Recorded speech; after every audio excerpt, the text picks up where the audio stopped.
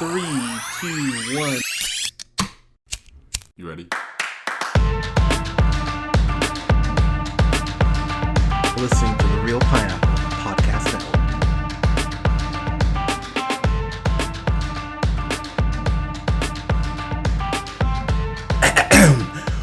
Good evening, everybody. Thank you so much for listening. We are the Real Pineapple, and we've got the whole crew here today. I'm so pumped. This is Hunter here. I'm here with Scott. Scott, how you doing, sir? Doing good, Hunter. Glad to be with the whole team. Yeah, and we're here with Colin. Colin, how you doing, friend? I'm doing super chill. So, and when you say the whole crew and the whole team, that's like a HOLE spelling, right?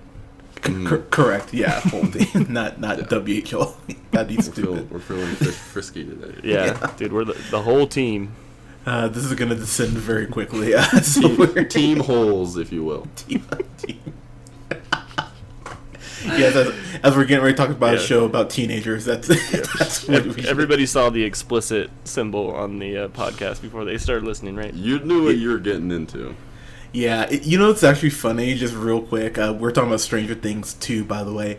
Ever since we launched the SoundCloud channel, I didn't realize that there was actually an option to mark the recordings as explicit. So just so I figured that out like 6 months ago. I was like, oops. I like how iTunes just gives you that option too. That you're like, we got that one right away. We got that marked right away. Yeah, iTunes is like, we're not gonna let kids stumble into the Real Pineapple. Because I don't just think about like some kids like, oh, the panda's so cute, and then they listen to it. And we're like back alley reviews. Like, yeah. I like that. Back alley reviews. You want to get those dirty reviews? I know what you want. We should start, if we do another broadcast, we should start calling them back alley broadcasts. Ooh. Nice, that's sexy. And we should record in a back alley. Everybody Skype from their own respective alleys. All right, I'll go down to Calneva and get an awful. I hear the acoustics are amazing. Yeah, exactly. That'll be great. Yeah, not uncomfortable at all. But we're talking about Stranger Things season 2 here, and so I got to give Scott credit because Scott was the one for. This was like the TV version of Sicario for you, because you're telling us you should review Sicario. We should review Sicario. I was like, all right, whatever, and we finally did. And me and Colin both loved that movie. We all loved that movie. And Stranger Things was the same thing. Scott kept telling me, hey man, you should check out Stranger Things. I'm like, hey, come on, like it's really good. And then I watched the first season, and I was so mad at myself for watching it like 7 months later than everybody else did. So for Stranger Things 2, I was on it. We were done. Me and my girlfriend, we watched it, and we were done in 3 days, 4 days, I believe, with it. Humble brag. Yeah, nice. Throwing that girlfriend around. Jeez. Yeah, and I know what I'm so humble. I've been watching Popstar, but there was a bunch of females listening that just turned the podcast off. They're like, "Oh, we thought Hunter was available." There's probably more dudes who turn off the podcast than girls. Like, they're like, "He's straight? What?" You're not the only one, people, but we just lost our whole LBQ. Oh man, stumble over that one. You got the first two letters. L and B. Yeah, we'll just stay with that. But we missed that whole community. We don't know about them G and T's. All right, I'm a little hungover. Okay, give me a break. Salt start, everybody. But right, we're good. We're nailing it. I'll just say right now, this was an experience. You know, we always talk about certain movies that come out, you know, Pacific Rim Uprising coming out next year. There are movies that are just events where you go, this is my weekend right here. And and this show's an event, man. I absolutely love this season. I'm curious how much you guys like it. Scott, what were kind of your feelings going into this? Basically after one. Yeah. Just really love the tone of this whole show. I think is something that I brought away from season 1. Just like very Twilight Zone-esque, with like heavy synth music. Really great throwback for sure. So yeah, I was really excited after season 1. I felt like we talked about this a little bit in our review of season 1, but the acting is really, really superb. The kids, I mean, I feel like it can be challenging to find child actors that work so seamlessly together. And Seriously. everyone kind of seemed to have their own role, and they really nailed each role. So coming into this, I was pretty excited, and I think I binged like half of this season one night, and then the other half the next night. So that kind of tells you a little bit what I thought of this one. But yeah, going into it stoked. What about you, Colin? Yeah, there's certain shows that when I start watching them, it's like, how many episodes are there? I was like, what's the total time? Yeah. What time would I have to go to bed? I was just like, I could stay up till 4 a.m. I banged this show out, I think, in 2 nights. I couldn't Damn. make it through the first night, but it was so good. It was like just so captivating to see what was going to happen next. And this is like the classic, every end of the episode is like a crazy cliffhanger, of course, Yep. to keep you watching. And that's how the first one was too. In just getting back to, what my impressions were before I started watching it. I loved the first one, and I was late to the party too.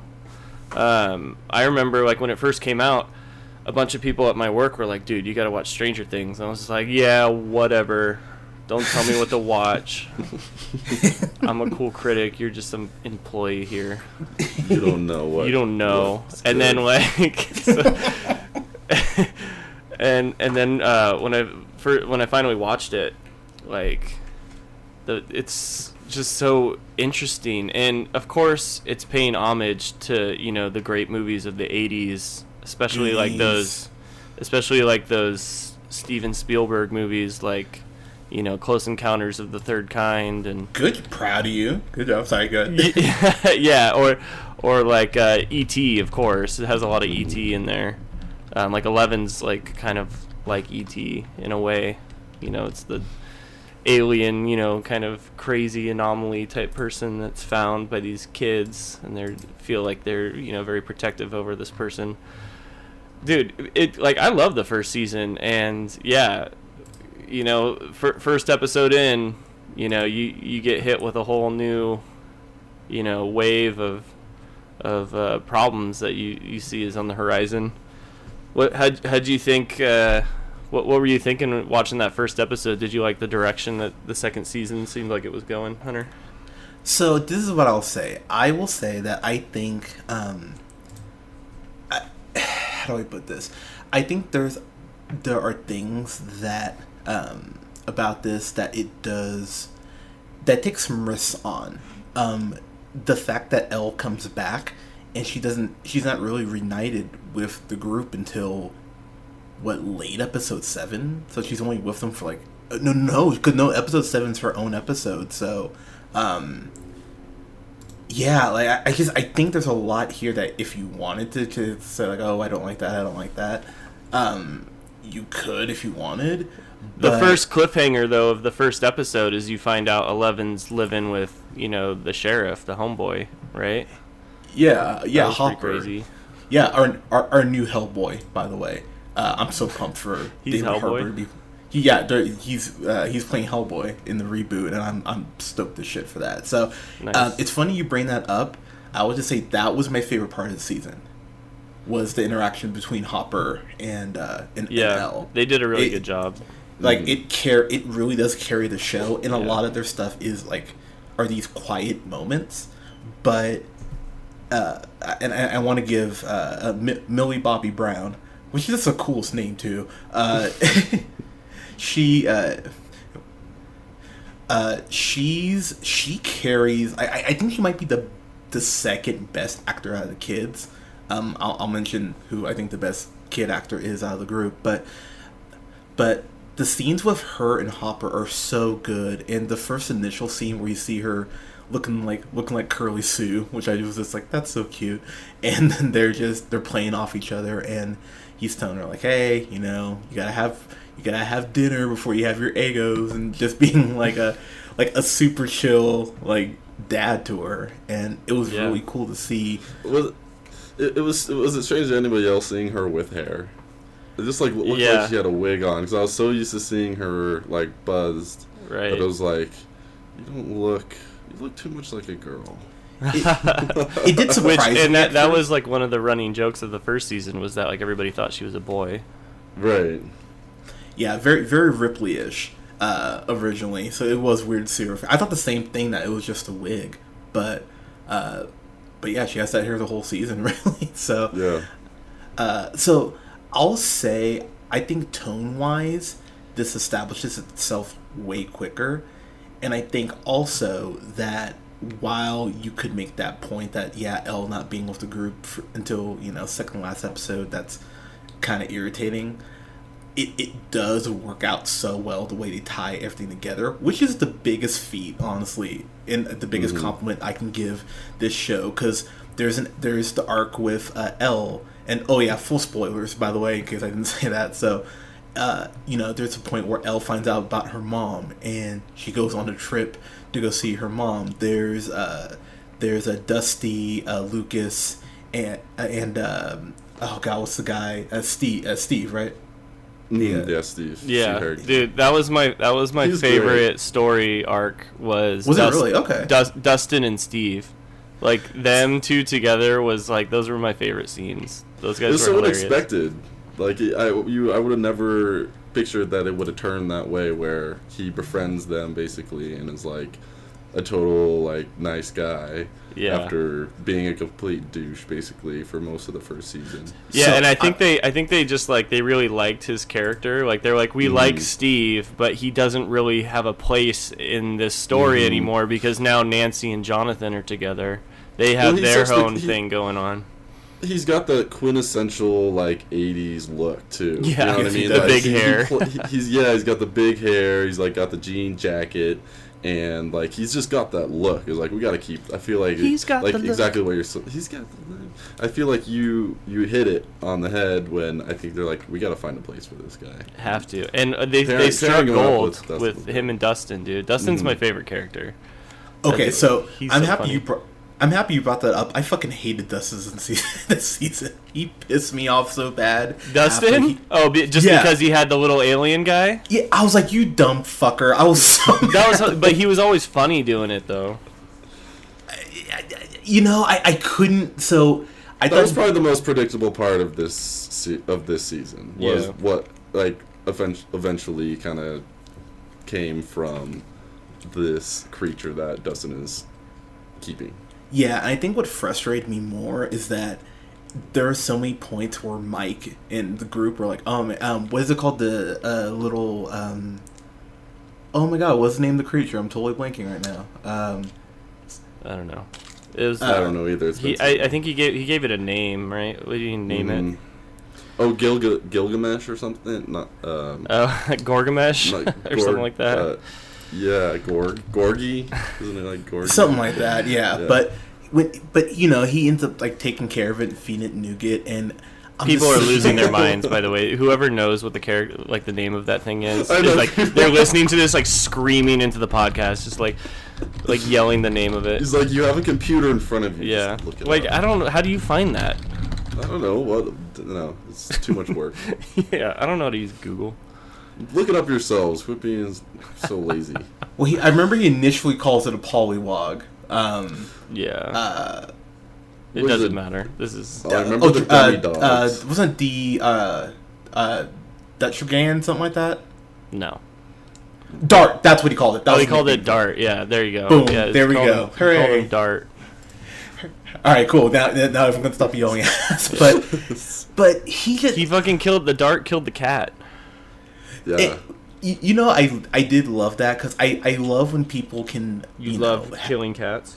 Jesus Christ, no. You know that's a common sign of serial killer. Hunter. Yeah, exactly. But No, I love when there's always little references to Hitchcock. You know, the old rule of, oh, if you see a gun's going to be used. They just keep showing this cat, and you're going, oh, man, it's such a goner. Like, there's no way that cat's making it out of the season. So when Dart eats it, you just go, oh, damn, all right. And, yeah, I like the actor who plays Dustin. He's absolutely wonderful. I'm going to butcher your name, kid. Sorry. Gaten Mazzaro. He's really good as Dustin, and it's just so frustrating that the kids went through that whole first season and all that shit, and then he's just like, oh, I'm gonna hide this from everyone, and it keeps getting bigger, and it looks creepier the bigger it gets, and I'm just yelling at my TV like that black person in the theater, kill the fucking thing. Like, tell. Go ahead. I was just gonna ask everybody if we liked how it tied back. I did like how it tied back. Did everybody everybody like it? Colin, did you like that? What are you referring to? Just the Dart, where how he connects at the end when they're basically trying. I didn't like that, actually. I thought it was a little bit. I thought it was kind of dumb. I thought it was dumb. Yeah. Like when really? Like I was like, why is Dart like listening to him? Like he's just like a monster now. I don't know. I thought that was. Like, when he, like, steps in front and he, like, saves the day, I thought all that was a little bit cheeseball. It was a little... I agree. That's the only gripe that I have with that. It was... that whole storyline was a little bit predictable and kind of ended up being a little bit, as Colin says, cheeseball. Yeah, I like the whole storyline with Dart, like, I definitely think that wasn't the highlight of, like, the story. But I definitely just, like, I go back to the interaction of, like, Dustin and Steve. Like, there's one great scene where they're, like, walking down the train tracks. And he's talking to him about, like, how he does his hair and, which is great. How to get girls. Like, some of those interactions, like, those were some of my favorite scenes. But, like, definitely the story arc of those, like, of Dart, like, I definitely agree it's not my favorite. Can I just point out real quick, I mean, that is such an 80s trope, though, you know, that, you know... Dude, it's Stand By Me. Yeah. No, it's straight out of Stand By Me. It's straight. It's that. It's, you know, it's the Iron Giant. It's, you know, it's all those movies where, you know, it's E.T., you know, where it's like, oh, stay away from that thing. So, I mean, I got the trope. I will say I thought it was kind of cool, but I do agree to an extent that it was just kind of like an eye roll. Like, okay, like that's... I mean, I guess that's how they kind of had to wrap it up. I mean, I honestly thought the thing was going to kill him. I thought it was going to just jump up and eat him. Right. And as much as he was pissing me off, I wouldn't have been upset. That would have been a funny ending. People would have lost their shit, because I know, like, people, like, really love these kids and their characters. I thought maybe he would have killed Steve. I thought that's when Steve was going to die. I thought, like, if anyone was going to die, it would be Steve. Oh, dude, how about Steve's fucking... douchebag rival who's the older brother of the new chick. So the gang has a new chick in their group. Max, Mad Max, and then her older Fink is who plays her, by the way. And her older brother is like the fucking biggest piece of shit. Like, they did the greatest job. Like, that was straight out of, like, Karate Kid, like the fucking Cobra Kai, like, the dickhead. Hair. Oh, dude. Man, the hair. But, man, he did a great job of making you hate him. Mm-hmm. Yeah, Matt. Not Billy. No, not Billy. Goddamn, what was the brother's name? I'm sitting here totally... I don't even see him on IMDb, which is a shame because he was great in this. He must be lower down. I don't know. Billy. But, yeah, can we talk about how he was, like, super racist and not the most chill brother in the world? He's, like, abusive. Yeah, but that's just, like, that was the 80s. Like, 80s movies, dude, 80s movies are racist as hell. Billy, by the way. Uh-huh, yeah. Okay, so it was Billy. Dude, yeah. Billy is a freaking monster. That guy, like the ending fight between him and Steve, that was some good. Awesome. That was some good fucking television. They just like. I love that he won too. The bad guy won that fight. Right. Yeah, but the tone of this movie, like I feel like Netflix just does an amazing job of setting the scene and like specifically the time. They did that with a new one they came out with, like Mindhunter. They really nailed that with like the period kind of piece about it, and like they're just able with like I don't know kind of an underhandedness of like the hair to the clothes to the car he drives to like his look, and the girls just like being gaga for him, and like it just works so perfectly together. I don't know if that's a Netflix thing or if that's like specifically a directing thing, but Sorry, Scott. Did you say those ladies were acting gaga? I would say so. Yeah, they would go in gaga. Oh man. Didn't like that so one. Easy to hate. That wasn't so my easy favorite. To hate. I could feel your eye roll from Washington. Right. But I mean, my head hurts from how like heavy my eyes rolled from side to side. you're welcome. But Matt, so that you're right though, Scott. With what you said earlier about the kids, like it's hard to find a combination of kid actors. It's hard to find good kid actors anyway, let alone ones that can work in a tandem like that. So my big concern with them introducing her was that she might throw off the dynamic. And from episode 1, I went, oh, she's going to fit in perfectly.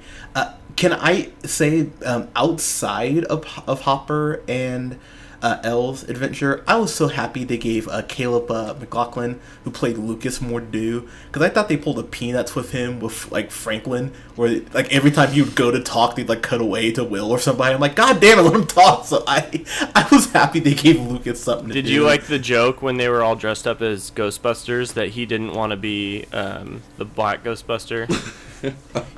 I laughed really hard at that because that's something that's definitely been I've definitely discussed and said like It was, and he was just like, "Why do I have to be the Black Ghostbuster?" He's like, "It's not about race. I called it or something." I was like, "This is classic like kids figuring out racism. I love it." And then they walk in and nobody else is dressed like them. Oh man, that was these guys are phenomenal total episode. nerds. I think that was the start of episode 2, right? That was yeah. that was classic. All dressing up, no one dressed up. So I mean, I think we've pretty much ran through all the kids. So real quick, Nancy Dyer, Natalia Dyer, Yeah. who's not bad to look at, who plays Nancy, and Charlie Heaton, who plays Jonathan. Mm-hmm. Man, their little road trip, I thought was super chill because they finally knocked boots. So good for you. Yeah. Oh, dude, the scene with that dude who was in like. He was really hilarious in the other guys, I remember. But, dude, yeah, that guy's character is so funny in this. That whole scene I thought was hilarious. Yeah, that was great because, I mean, he just broke them down. Like, oh, yeah, you're the girl who, doesn't believe in herself, but wants to, like, he just psychoanalyzed them in a way. I actually paused it and gave it a standing ovation. I'm like, good for you. It was spot on. They just nail the whole adolescence, like, conundrum that everybody goes, like, from Steve talking to Dustin about just, like, girls and stuff to, like, the whole awkwardness with Natalia Dyer's character and Charlie Heaton's character to 11 and Mike, like their little love affair that has drawn them together the whole time. I feel like they just really are able to nail teenage and like pre-adolescent like hormone-ish emotion in this movie. So I want to give my MVP award. I mean, as far as the best kid actor, I gotta give it to Noah Schnapp, who plays Will. Really? This is why, because he has to play such a range, and yeah, other kids have range, but I mean, the kid has to go from being the scared kid to being possessed to being in the middle, and he really wasn't in the first. Like, he barely interacted with the other kids in the first season because he was constantly in, the Upside Down. He was like the lost friend in The Hangover. Yeah. So, like, really, he had to kind of, like, the whole dynamic of the 4 kids together really had to, he had to find his place because that wasn't established in the first season.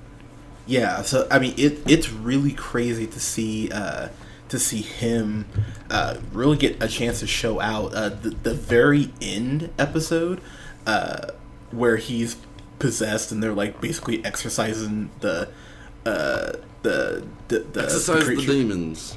Yeah, exactly. Nice Ace Ventura reference, by the way. But going ahead and getting that out, it's crazy intense, and like he's like shaking on the bed and screaming. And I was like, God damn! And there's that point he reaches out and grabs Winona Ryder Joyce by the throat, and I went, "Oh shit! All right, like it's on now." I did like the relationship between him and another newbie to the season, played by Samwise, Sean Astin, or Rudy. Dude, playing Bob. I loved Bob. I don't know. I was a little iffy on Bob at first. I was like, is he a bad guy? Because he's like telling him to like, you know, stand up to the big demon, and then the demon, you know, fucks his shit up. Yeah, it does. Like I'm just like, was he trying to get him like possessed, basically? Colin, I love you, because I thought the same thing. I'm like, okay, you're a clown that you can like yell out is not like this creature who's like taking over his body. Yeah, but I did like the relationship between him, because, you know, the character of, you know, little Will Byers, he didn't really have a big father figure. He had like the older brother, but I liked Sam, or Bob. I 100% knew he was gonna die, though. Spoiler. Mm-hmm. Yeah, as soon as I started to like him, I went, "Oh, he's a goner." I was like, they would introduce a character and make me love him, and then fucking kill him. Like that's some Game of Thrones shit. You know they're gonna throw that in there. You can feel it. Like, like he's becoming very like likable, and it's like, oh god. I was like, he's a goner. I was like, he's either a bad guy or he's gonna die, and I was like, okay, he's gonna die. I thought he was gonna die when he volunteered to go out and I did too. Fix like the problems within the facility. I'm like, oh, this is dead. That was like that was some Jurassic Park a little bit right there. That was it was. That was a little going. Like they were even doing like those like the demi dogs or whatever they called them. Mm-hmm. They were like raptors. I was like, dude, this is straight out of Jurassic Park right now. I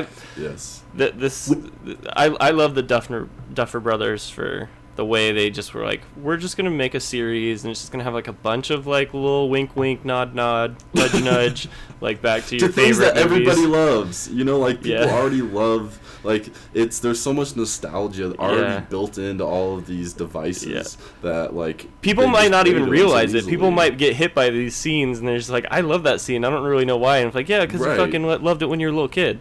Yeah, exactly. I will say, when I always I'm pulling this card, I don't care. White people, when you're running from something, keep running, because there's a point where he stops. I went, you fucking fool. I couldn't even finish the word fool, and then that's when the creature got him. I was like, fuck. I was like, I knew it. You classic white people. Classic white people. But you're right though. Like it would be just like the Duffer Brothers to introduce this character that I started to love, because at first he's kind of a goon. Like the first he's time a total you meet goober. him, like it's like, okay. I mean, what'd you guys think of like the way that they like set up the whole map in the house? I thought that was brilliant. You thought honestly. That was cool?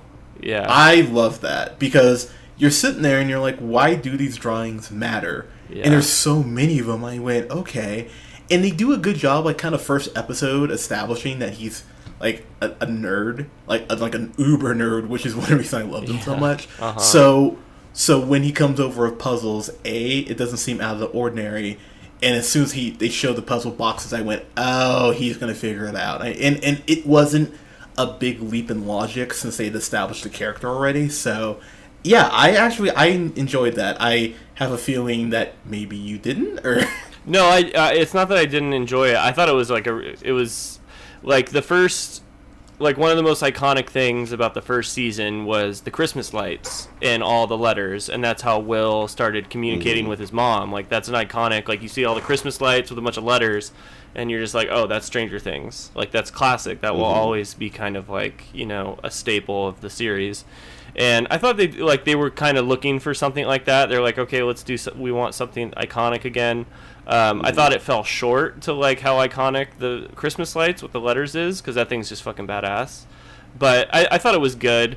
The one thing that would just bothered me was just like, they all look the same. How do they know which one goes where? I was like, there's no way they got it so perfect so quickly, and I'm just like, okay, that's definitely a nitpick. But like I was just like, there's no way they could have like built this all perfectly. I did have the same feelings about that the solution was kind of come up with like too quickly. But I did like it as far as the bigger picture of his possession and like how he's being just kind of taken over. I'm talking about Will. Oh my gosh, I'm blanking. Will? Yeah, sorry, I'm totally blanking. Will's whole possession of like him making these drawings and then them just trying to piece together just really communicate with him, because he's such a mystery throughout this entire series, that like in the whole Upside Down is such a mystery that you're kind of trying to figure it out with them what's going on. But I do 100% agree that like when they were able to discover that and just kind of like distance it, like, oh, this is this part of town and this is this part of town, like it definitely could. I see where you're coming from. Like, might be a bit of a nitpick, but I thought the same thing when I was watching it. It's a total but nitpick. the bigger picture though, like how Hunter was saying, how Bob kind of solves it all, and he's like, oh, this is a map. You know, he's just like the puzzle genius. Like I love that they like, you know, they set it all up, and then, you know, they like the way it was set up. I could nitpick, but like the way that it all played out, like that was a home run. Like I definitely part of the bigger picture, it was definitely like where it should have been for sure. Yeah. So, but yeah, his death was tragic. I did. He got fucking annihilated by those dogs. Yeah, he did. He got ripped apart. He got eaten alive. I was like, fuck, Rudy's getting eaten alive. Rudy.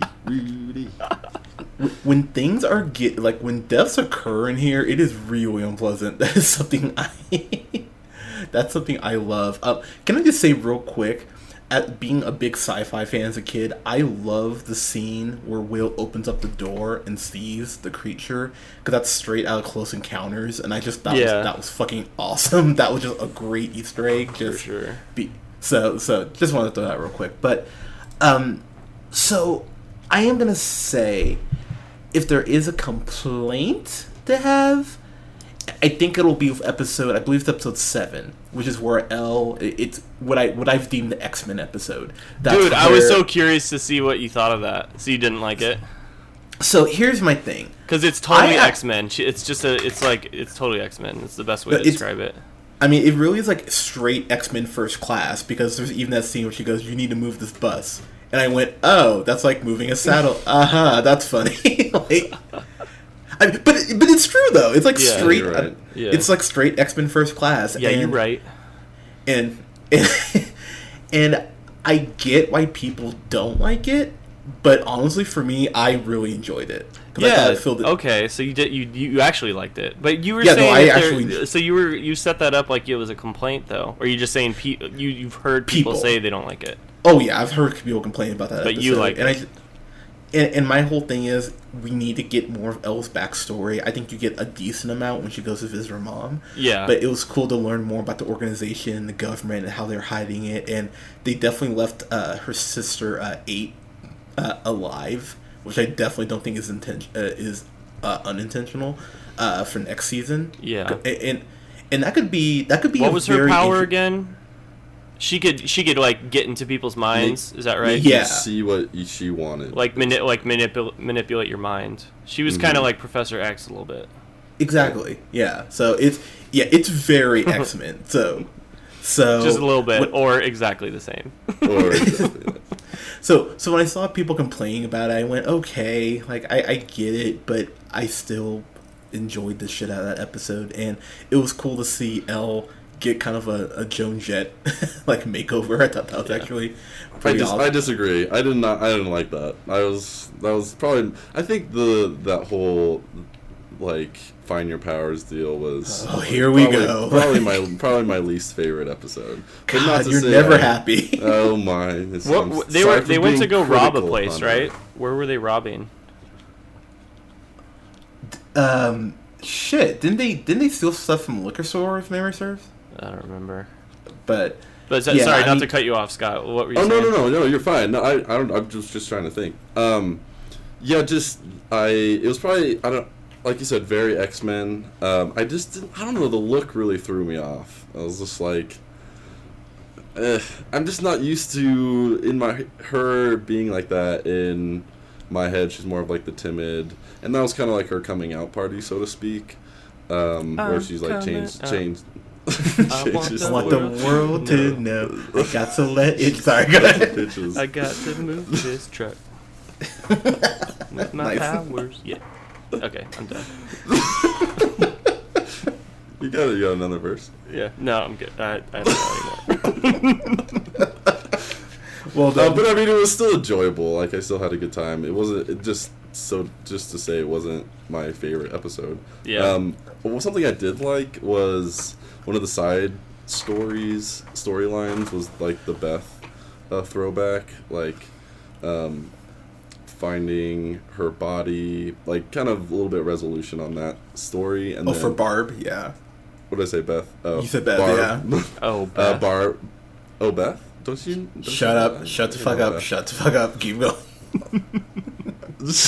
I will fly to Denver. I'll punch you in the mouth. I was I would say Elizabeth nothing. Banks. I have nothing but good things to say about your sister.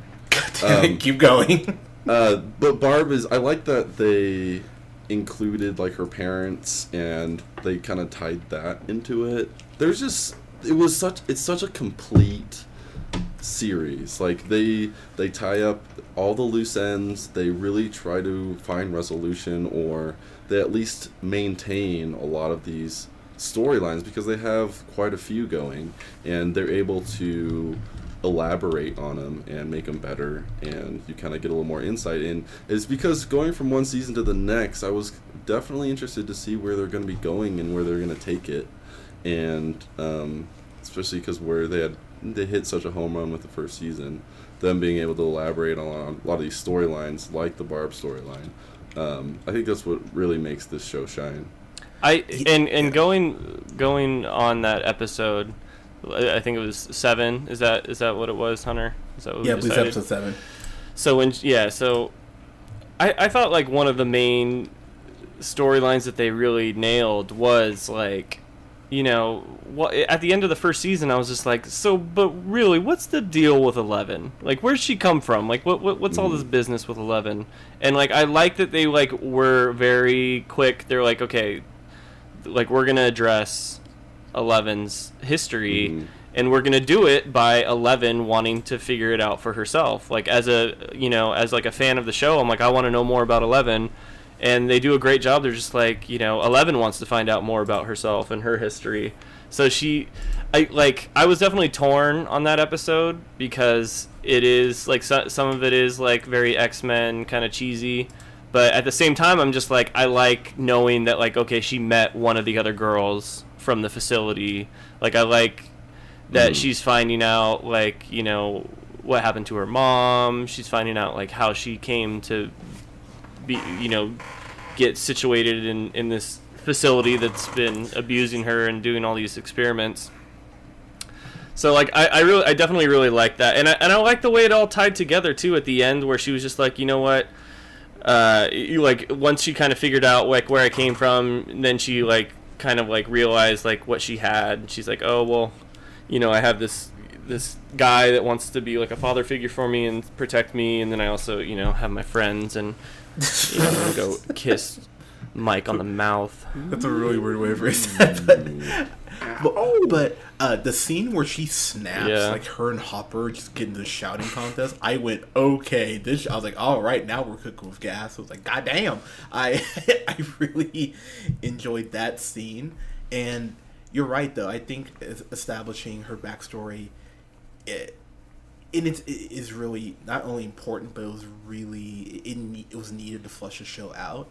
I don't think you can do that again as far as separating her from the group. I think that's like something you do for a season and just never like do that again for at least for that extended amount of time. But I love the fact that Hopper adopts her. I thought that was actually really cool. I was like, okay, that's a nice, kind of, bow on the end of that.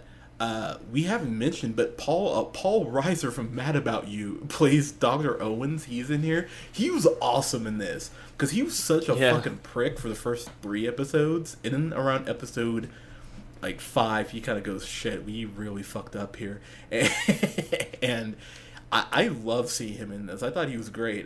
Scott, what'd you think about him? Yeah, I totally agree. I like kind of how he took the role of like the government agency that you have know nothing about and who is clearly out there for themselves and nobody else. So I kind of like the change in direction that they went with that, and I really liked his character for sure. He's instrumental Colin, what about you? Tying everything together at the end. It was great when we were watching it. My wife. I was watching it with my wife, and Nice brag. and she was like, "Why does that guy look so familiar?" And I was like, probably because you remember watching him when he was married to Helen Hunt on Mad About You." And she's like, "Oh yeah, I did watch that show." And I'm like, "Yeah, no one remembers that show, but like when you see Paul Reiser, you have to be like, oh yeah, I think I watched like 100 episodes of that, but I don't really remember any of them." He looks very, very familiar, but I have no idea where he's from. My mom loves Yeah. Mad About You. I was like, "Oh, so Mad About much. You." So Yeah. no, I did too. I used to watch that. I'm not even gonna lie. They just, had a dog, lived in a New York Classic Mad apartment. About You. Classic. Classic Mad About You. Just like being married. I think the having a last dog. like important member of the cast we need to talk about. We need to talk about Winona Ryder because I brought it up in our season 1 review. Scott, all of us, we all remember seeing her in that shitty Jason Statham, James Franco movie Homefront. And Oh, I thought you were gonna say that shitty security cam footage when she was shoplifting. I do too, but I remember just thinking, I remember man, that. like her career's done. That's a shame. And then she gets Stranger Things, and I'm sure she's doing very well for herself. And she really does. Man, this poor woman can't catch a break, man. I mean, between this season and then her kid getting. Hey, listen, Winona, we're gonna need you to look sad like the entire series. You okay with that? All right, great. You're gonna need to be on the verge of crying for every single episode. Okay, great. She had a Bob for a while though. Like she had a Sean Astin. He was like a super chill boyfriend. Oh yeah, okay, for sure. Yeah, she was a little happy there, but you could see she was still worried. There's like the most worried person. Plus, she kind of knew that he was like a goober. She was just like, this Yeah, guy's you could kinda great, tell but she like, was, like, she's maybe- like, I'm not like, I don't want to like jump your bones because you're like Right. a total nerd, but like you're so great with the kids, and you solve my You're weird not wrong, 'cause puzzles I think that for like the my first pictures on the 3 wall. episodes, I was thinking, man, this is more of a relationship of convenience than her really liking him. But around episode 4, I went, oh, okay, you're starting to like him, right before he gets killed. So perfect timing. Yeah. Yeah, that was kind of that was like Super that was Bob, like as he called Bob himself. became Bob the like this superhero. badass, and like right before he died, like if he wouldn't have died, he would have gotten gently laid that night by Joyce Byers. Joyce Byers He would would have jumped made his bones. sweet love. Yeah, she was like, "Oh my God, you went and like turned all the power back on with all those raptors. I mean, demi dogs. Like, I'm gonna totally bang you tonight." Well done. Yeah, like He earned they it. make sweet Yeah. love Damn while it. Team America's Instead he got all eaten by dogs. so- I'd watch that. That'd be super chill. But I'll be so as we wrap up here, guys. I'll be honest. With a few mild quips, this goes up there with season 2 of The Wire, season 2 of The Shield, season 2 of Justified. It's just some of my genuine favorite sophomore seasons because the sophomore slump thing. It's very real. A lot of shows experience it. And it's really hard to not fall off after such a pop phenomenon, which the show has been. And considering Netflix is going to have to cancel House of Cards, they need good original programming. Because Kevin Spacey's a great person. Oh, why are they doing that? Yeah, House of Cards. The irony. She's so great. Yeah, Yeah, that's exactly. it's because of Yeah. it's because of 9 Lives, isn't it? Very true. It But should have been we'll because of keep 9 Lives. But honestly, but Hey, now, Random. kickback okay, rules. sure, but Random. honestly, Very random. okay. K-Pax was okay. I didn't hate it. That should I tell, can't that remember should one tell you scene from that something, movie, but- and I've definitely seen it. He's basically with the therapist the whole time, isn't it? Okay, Yeah. sorry, didn't Oh, subject. there's the scene. That's the whole movie. Yeah. That's the whole movie. That's the movie. Oh yeah, it's coming back Got- now. No, it's coming back. 3 That's years what I ago, forgot. I'm gonna K-Pax reference. Finally did it. Nailed it, bro. But Yeah, dude, Nailed fucking it. nailed it. You got that fastball down the middle, and you I'm did like the not Dodgers. miss. Oh, but anyway. Yeah, I know, but Oh, cheap but shot. This Love show it. works so well, and it takes some risks. It really does, and the creatures are fucking creepy in here. I as Colin said, when the creature fucks Will shit up, it is an effect where you go, oh boy, all right, that's not good for you. Yeah. And I'll just say before I get to my grade here, I think it's episode 6 ending where you find out that Will's connected with the creature and how the creature basically tricks them into sending those guys in to kill it, and then they get fucked up. It is such a oh man, this is not good. And it's straight Jurassic Park, but it's fucking awesome. So I gotta give this a fan-fucking-tastic too.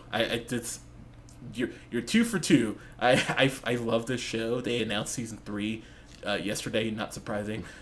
So it's probably, the rumor is going to be late, be winter 2018 or spring 2019. So hopefully it's winter of next year because that would make me happy. But yeah, this is a fan-fucking-tastic for me. Colin, your final thoughts and grade, kind sir. Yeah, so you were talking about shows that like have had really good sophomore seasons and others that have, obviously fell short. I definitely thought this one, rose to the occasion. It really captured what the first season did so well and, ran with it. As far as like a show that I find similar and like this may like catch your ear and be like, but like when I first watched Lost, dude, the first 2 seasons of Lost are really good, and they're like super similar in that it's very like strange, like mystery after mystery, what's happening next, and it's cliffhanger after cliffhanger.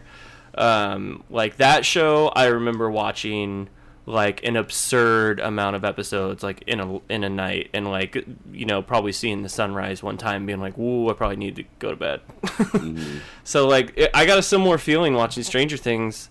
With Lost, that show went downhill after season 2, and we have a season 3 coming up, so I think that's going to be a real challenge, season 3. But season 2, I thought knocked it out of the park. Yeah. I will give it a fan-fucking-tastic. Scott, what do you got, bro? Huzzah! Yeah. Dilly dilly. Dilly dilly. Let's not perpetuate that. I love it. It's. I mean, we have been talking about how it's tough to follow up and act like the first season, and I totally agree with you guys. I think that it 100% did in a way that they were able to create new characters. They were able to continue storylines and story arcs throughout from 1 to 2 while still tying some loose ends, filling you in on characters' backstories, and all while keeping the same tone. It was still had that like intense suspensefulness that the first season had, but with a lightheartedness and kind of a camaraderie throughout as well. It's just the way that they're able to juggle all of those elements is truly a feat, and to be able to do that in 2 seasons is even harder. Fan-fucking-tastic. It's super hard to do with two seasons like this, but they killed it again. There's some small gripes, absolutely, but no reason this shouldn't be a fan. That's a rare Dude, thing triple- for us all triple to threat. Fan fucking Triple tastic. threat. That is. Yeah, that's really Yeah, speaks to how good this second you season mentioned it did. already, Colin, but the final fight between Steve and Billy is fucking like, it's some Revenant shit, man. I fucking love it. I was like, damn. Yeah. That was like that was better than like a. That was better than half the fights in Justice League. Oh snap! But and it's actually cool. It's cool how Max gets her chance to like finally stand up for herself because her brother's just such a like. Dude, do you know? Yeah. Yeah. Steve was about to die. Mm-hmm. Steve was about. I mean, I'm surprised he even woke up. He was getting pounded. Well, there is on the a ground, Diary big time, of a like Wimpy out Kid cold. scary moment in here. You remember in Diary of a Wimpy Kid with that fat guy and his fat family is chasing Roddy or whoever the fuck.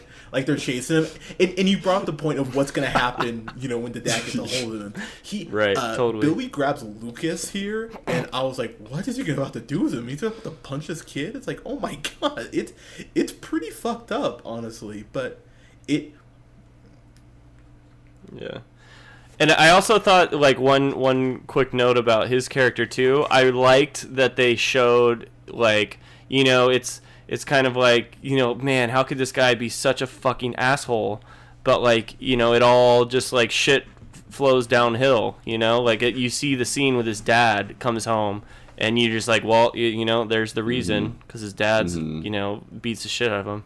Everybody gets such great like character development and backstory. Like it's even the bad guy, even the bad guy, even like the asshole douchebag at the high school. Like you see, I don't know, every sides to everybody. It's truly incredible. And like we never really talked about Max at all. I think she played like a key role in all of this. Her kind of stepping up and. Against him. She's a great addition. Kind of taking control of that relationship. And the show ends in a way where they can come back clean slate because it actually ends nicely, I will say, because the end of the last season is just such a, to quote Colin, it's such a bummer. Like, you get to the end, it's like, damn, okay. So it was nice to see them go, okay, we're going to give you, you know, an optimistic ending. So I'm curious what they'll come back with on season 3. So anyways, but guys, let us know what you thought of Stranger Things. I think I've talked to maybe 2 people who didn't like the season, but for the most part, come on, people fucking love this. So I couldn't. They don't sound very smart. I agree, Scott. Probably real big dummies. Let's just belittle them. Let us know what you thought in the comments below. Their You can opinions follow us here on SoundCloud, Podbean, and iTunes at The Real Pineapple. Follow yours truly on the Twitter at JHunter Real Pineapple. Jesus Christ!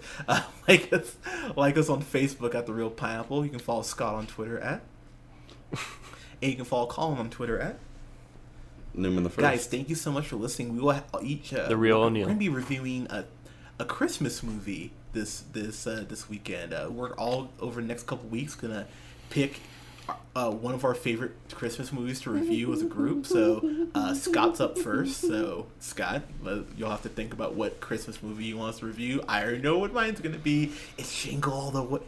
Hell yeah! So, I know what mine's gonna be. Jingle All the Way. Oh fuck yeah! I picked Die Hard. Ooh, that's We're definitely reviewing Die Hard. That's a contentious pick. Ooh, not for me. Yeah, if you don't think Die Hard is a Christmas movie, you're a terrible person. I'm so sick of people saying it's not a Christmas movie. Yeah, that's as Christmas movies come to me. Merry Christmas, motherfucker. Yeah, now I got a machine gun. Ho ho ho. But, so we'll have throw a Santa hat on. Next weekend, I'm gonna have a review up for Roman J. Israel, the new Denzel movie. I'm so pumped for that. And we'll also have a review up for Disaster Artist. I believe that comes out this week. So we'll have that up as well. Guys, thank you so much for listening. We'll talk to you soon.